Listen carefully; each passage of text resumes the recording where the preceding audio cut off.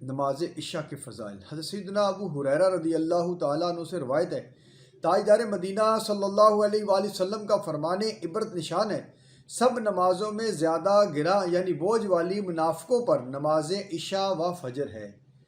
اور جو ان میں فضیلت ہے اگر جانتے تو ضرور حاضر ہوتے، اگرچہ سریر یعنی بیٹھنے میں بدن کا جو حصہ زمین پر لگتا ہے اس کے بل گھسیٹتے ہوئے یعنی جیسے بھی ممکن ہوتا آتے۔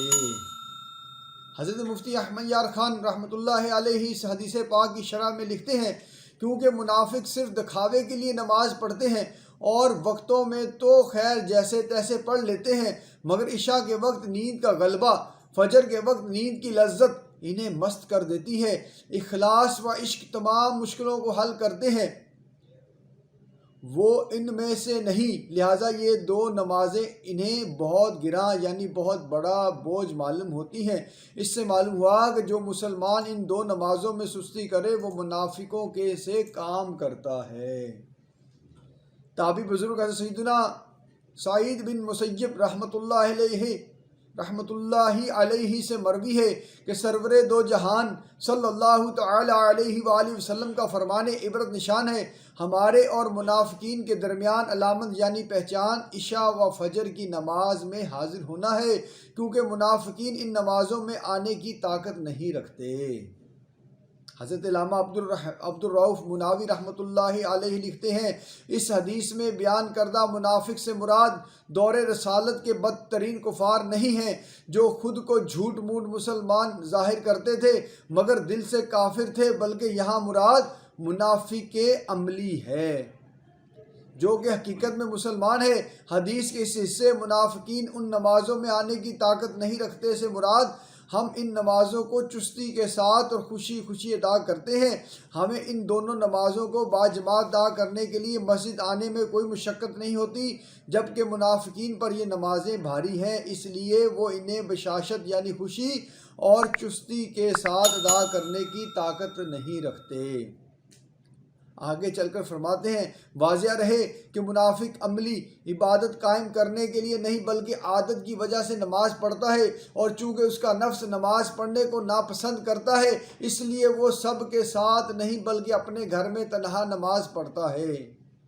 بعض عارفین یعنی اللہ پاک کی پہچان رکھنے والوں کا قول ہے، نماز فجر باجماعت پابندی سے پڑھنے سے دنیا کے مشکل کام آسان ہو جاتے ہیں۔ نماز عصر و عشاء میں جماعت کی پابندی سے زہد پیدا ہوتا یعنی دنیا سے بے رغبتی نصیب ہوتی ہے، خواہشات کی پیروی سے نفس باز رہتا ہے۔ حضور اکرم صلی اللہ تعالی علیہ وآلہ وسلم فرماتے ہیں، جو نماز عشاء سے پہلے سوئے اللہ پاک اس کی آنکھ کو نہ سلائے۔ امیر المؤمنین حضرت عمر فاروق اعظم رضی اللہ تعالیٰ عنہ نے اپنے حکام کو ایک فرمان لکھا جس میں یہ بھی ہے کہ جو عشاء سے پہلے سو جائے خدا کرے اس کی آنکھیں نہ سوئیں، جو سو جائے اس کی آنکھیں نہ سوئیں، جو سو جائے اس کی آنکھیں نہ سوئیں۔ سیدنا فاروق اعظم رضی اللہ تعالیٰ عنہ کے فرمان کے متعلق مفتی احمد یار خان رحمۃ اللہ علیہ لکھتے ہیں، جناب فاروق اعظم رضی اللہ تعالیٰ عنہ کی یہ دعائیں زرار اظہار غضب یعنی ناراضی ظاہر کرنے کے لیے ہے۔ خیال رہے کہ نماز عشاء سے پہلے سو جانا اور عشاء کے بعد بلا ضرورت جاگتے رہنا، یہ دونوں ہی کام سنت کے خلاف اور نبی صلی اللہ علیہ وسلم کو ناپسند ہے، لیکن نماز سے پہلے سو کر نماز ہی نہ پڑھنا اور ایسے ہی عشاء کے بعد جاگ کر فجر قضا کر دینا حرام ہے، کیونکہ حرام کا ذریعہ بھی حرام ہوتا ہے۔